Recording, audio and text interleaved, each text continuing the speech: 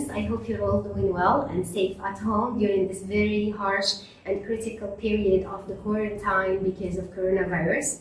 Before we start, let me introduce myself. I'm Dunya Marar, a teacher of English, and today we are going to have a global test, as you can see on the screen. This global test encompasses all the units that you have studied or covered with your teachers, be it in the classrooms or online. So the units are 6, 7, 8, and 10. The textbook that we will be using is Outlook, and the target level is Common Core students. So let's get started. Before we start, I just want to draw your attention to the fact that our global test falls into 3 main parts. The first one is reading comprehension, the second one is language and communication, and the last one is writing. So let's start with the first one. As you can see here, there is a text, and this text is divided into 2 paragraphs. You have to read the text carefully, then answer the questions below. That is to say, the questions that you will find in the upcoming slides. So let's read the text all together. The first paragraph says, Jane is 19 years old and she lives with her family in a flat in New York City. She is a student at a technical college there. She loves everything related to information technology, or the abbreviation IT, which is the use of computer to store information, do statistics, collect or send information and data. In fact, Jane inherited this passion and love for computer studies from her father, Mr. Jack Brown, who is a computer engineer in one of the biggest companies in New York. Her mother, Mrs. Eva Brown, is a banker, and she also uses her computer a lot to check information before she pays her clients, and also, or besides, she uses it to store information about their bank accounts and to send or email her employers and directors if there is any problem. Now let's move on to the second paragraph. Jane knows that technology has become a necessity in our lives because it facilitates how we study, live, and work. She also knows that the more she works hard to get her diploma in technology, the more chances she will have to work in big companies of IT like GS Technology Group or Maestro Technologies. Jane has got one sister. She's called Emily. Emily is 16 years old and she is a high school student. She uses her computer to play video games or to do some shopping online via or from some websites. The Brown family use their computer on daily basis, but they are aware that technology has some disadvantages too. That's why every weekend they switch off or turn off their computers in order to watch TV together, read books, or have some family talks. So the text is clear. You have to read it at least twice before moving on to answering the comprehension questions. So let's have a look at these questions. Alright, so have a look at the first question, which is A. Here the question is as follows. Decide whether these statements are true or false. Justify your answers. 1. Jane is a high school student. Is it true or false? And you have to justify why. The second statement is Mr. Jack Brown works as a bank clerk. By the way, clerk means employee. So, is this statement true or false? And justify your answers. And the third statement is Emily uses her computer to buy some clothes and food. Is it true or false? And you have to justify. Now, let's move on to the second question, B. And here you have to answer the following questions. You have 1. Why does Jane want to get her diploma in IT? 2. By the way, let's try to remember what do we mean by IT. It's, yeah, exactly. It's information technology and it's mentioned in the text. 2. How does Mrs. Brown use computer at work? And 3. When do the Browns switch off, and the synonym of switch off is turn off their computers.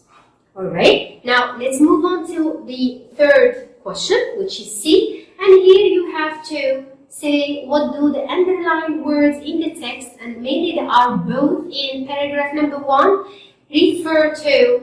And here, as you can see, we've got the first two words. The first one is she, and you will find it in line number 2. It's already underlined. And she, of course, is a subject pronoun, which means that it must refer to something. The second one, or the second word, is there. You will find it in line number 8. And there is a possessive adjective, which also has to refer back to something. Good. Now, let's move on to the second component, or the second part of our global test, which is language and communication. Here we will have some exercises that are devoted for a lot of, grammatical lessons or vocabulary lessons or communication and functions that you have done, be it online or in your classrooms. So let's start with the first one. It's as follows. Match the sentences on the left with what they express on the right. As you can see here, we've got 4 expressions or 4 statements. And on the right, we have 5 functions. So let's start by reading the expressions first. The first one says, you should cut down on sweets because they are unhealthy. Of course, what do we mean by cut down? It means to give up, to quit, to stop eating or taking sweets. The second one, Mom, may I go to the movies with my friends? The movies here means cinema, like Bigorama, alright? 3, I can work on Word, Excel, and PowerPoint PC programs well. And the last statement says, there is a chance that my mobile doesn't function well. Doesn't function well here means doesn't work very well. Now, let's move on to reading the functions. As you can see there, we've got functions from A to F, which means that we have 5. What won't be used at all? Sorry. So we have expressing ability, expressing possibility, expressing likes, giving advice, and asking for permission.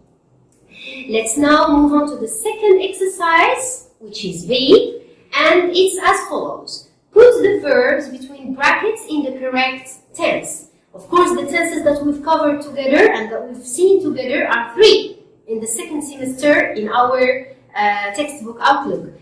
They are the present perfect, the simple past, and the future simple. So be careful. And while answering, pay attention to the key words or the key expressions that can give you a hint or a clue in order to know which tense to use for each verb. So let's read the verbs together. The first one is, my parents visit my grandma next week.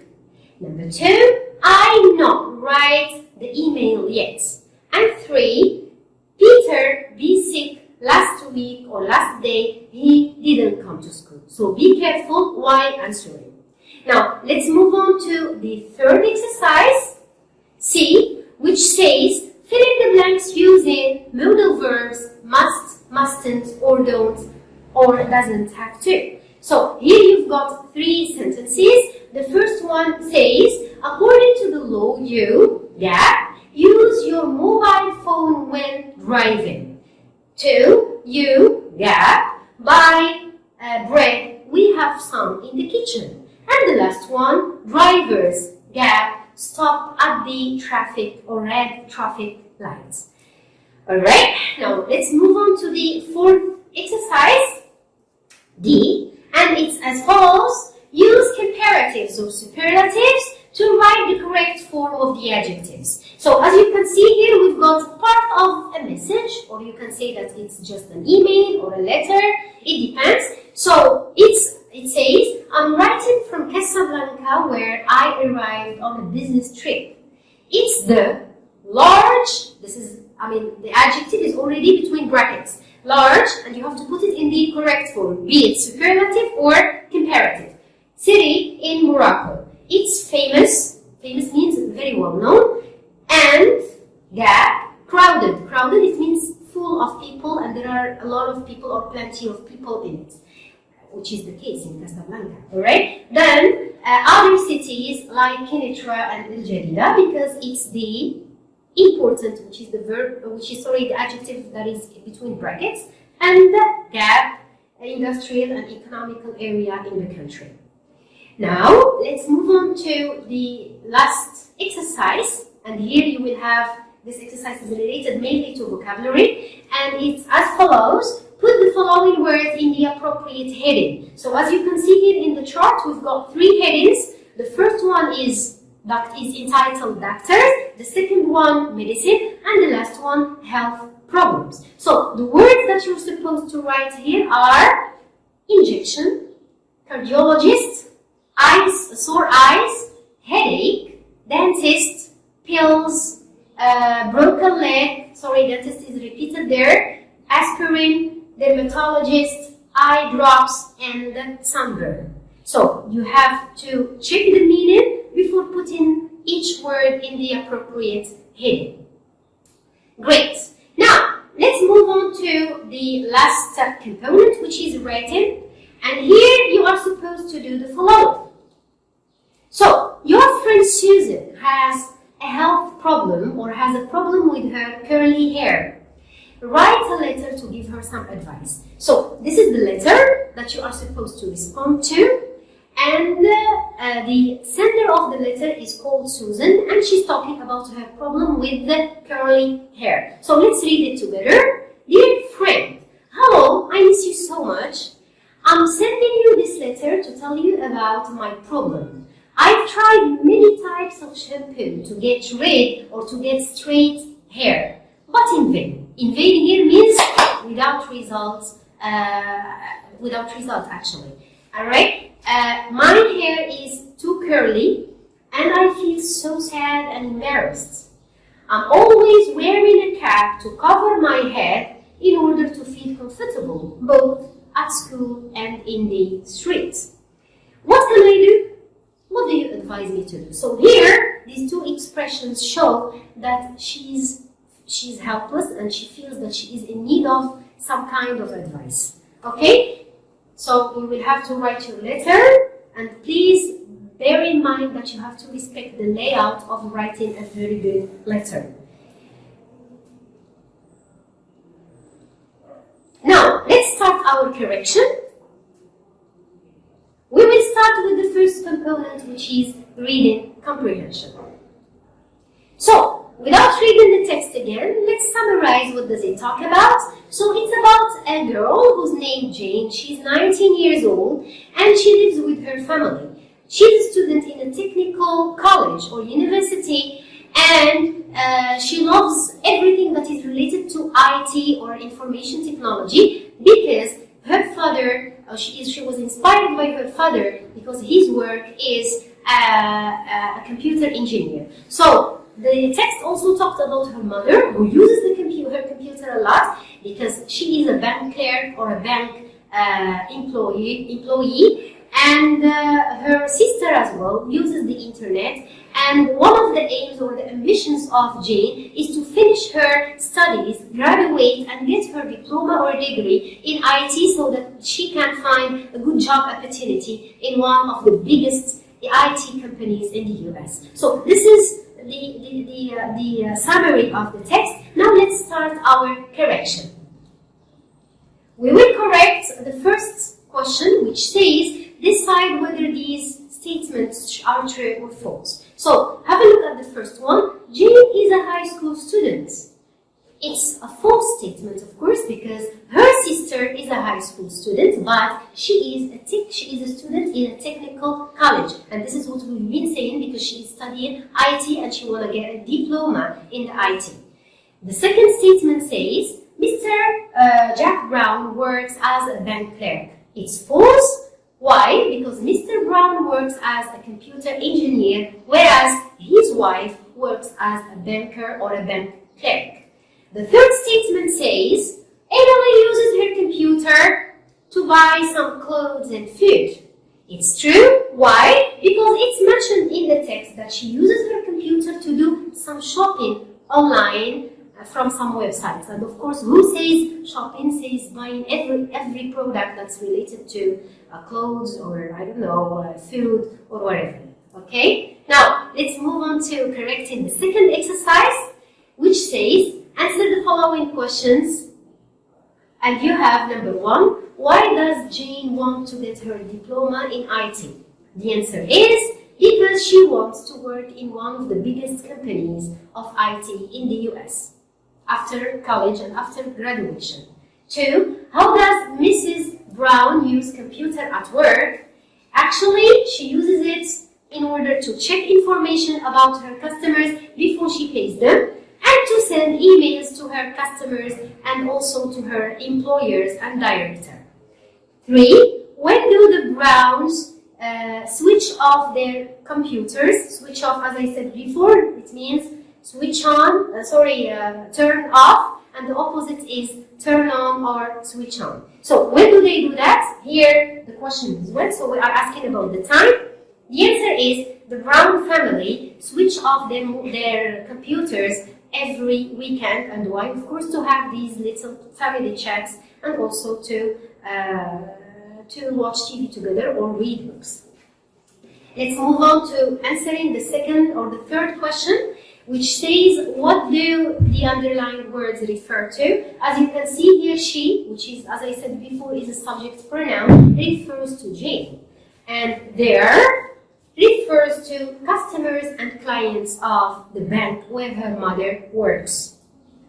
Now, let's move on to correcting the second component, which is language and communication.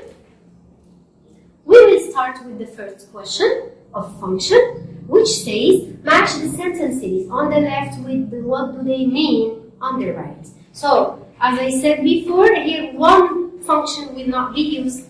So let's start with the first one. You should cut down on sweets because they are unhealthy. Of course, this is giving advice because we have the expression should. And there are other expressions that you can use like you ought to, you'd better, if I were you, I would, as we said before, which is conditional type 2, and so on and so forth.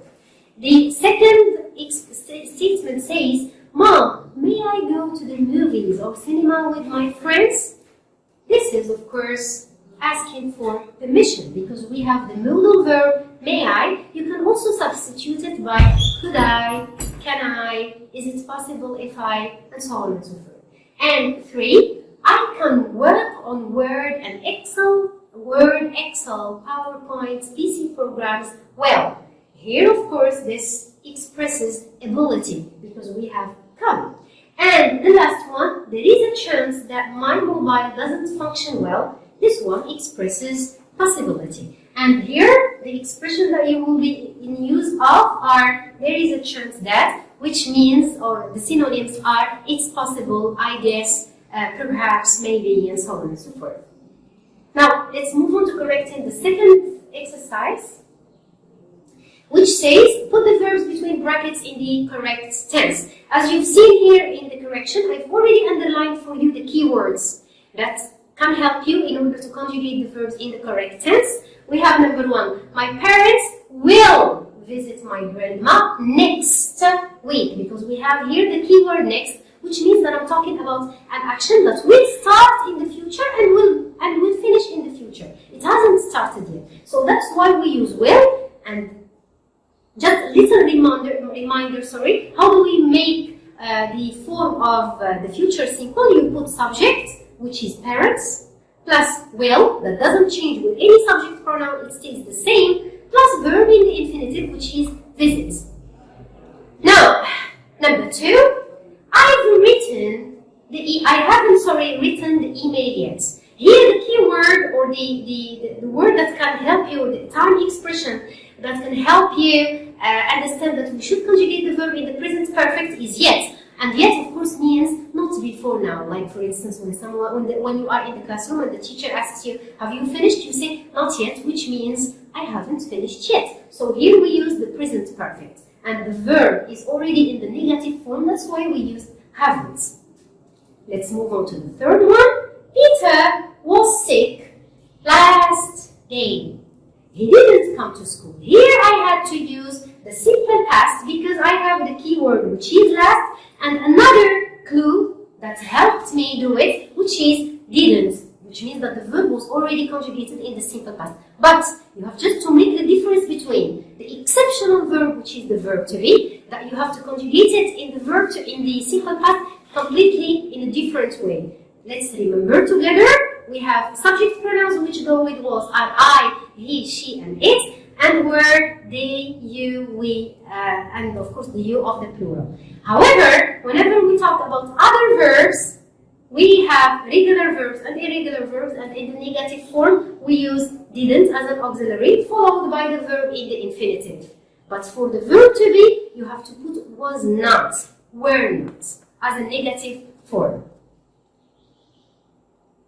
Now, let's move on to correcting the third one. Fill in the blanks, use modal verbs, and they are must, mustn't, or don't, or doesn't have to. Of course, here it will be a good chance for us in order to review modal verbs. You know that must is used in order to express obligation, something which is compulsory, something which it's a must as such. Law, something that's related to rules, like one of the school rules is that we must respect our teachers, and modal verbs are all followed by verbs in the infinitive. Mustn't is used in order to express prohibition, something which is forbidden, something which is not allowed, because it's not good, neither for a society or for us as teachers or whatever. Don't have to is used in order to express no necessity, no obligation, something that's not needed at all. Subject pronouns that go with don't have to are I, you, we, they, and for the third person singular, which is the exceptional one, he, she, and it, we should use doesn't have to. So let's start our correction. According to the law, you mustn't use your mobile phone when driving. 2. You don't have to buy bread. We have some in the kitchen. We don't need or we needn't. 3. Drivers must stop at the red traffic lights because it's the rule of the road. Now, let's move on to correcting the fourth exercise. And here you will have to use comparatives and superlatives to write the correct form of the adjectives that are between brackets. Just pay attention. Whenever we talk, here I've already also underlined for you the hints or the clues. Let's start reading them. I'm writing from Casablanca, where I arrived on a business trip. It's the. Here I have the, which means that I have to use a superlative. What is the rule of superlative? It's using the. If I have a short adjective, the plus short adjective, for instance, like hot, hottest, plus est, large, in our case, the largest, plus est. But if it's a very long adjective with many syllables, in this case, you have to use the, followed by most, followed by long adjective, and that's it. Okay? So here, because we have a short one, and because we have the, so I have to use superlatives. The answer is, it's the largest city in Morocco. It's famous. Here, our keyword is done. This means that I'm going to compare between Casablanca and other cities, which are El Jadida and Kenitra. In this case, I have to use famous, which is a long adjective. I'm going to use more, plus famous, plus done.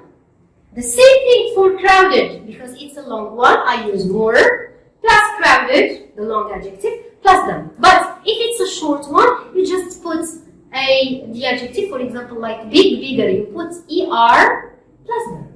Correct?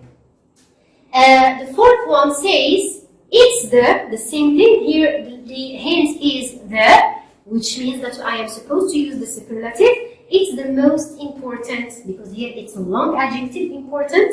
So it's the most important industrial and economical area in the country. I hope it was clear.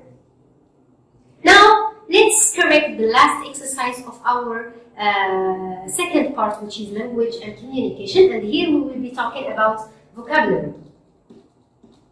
Anyway, so put the following words in the appropriate heading. So here we have doctors, cardiologists.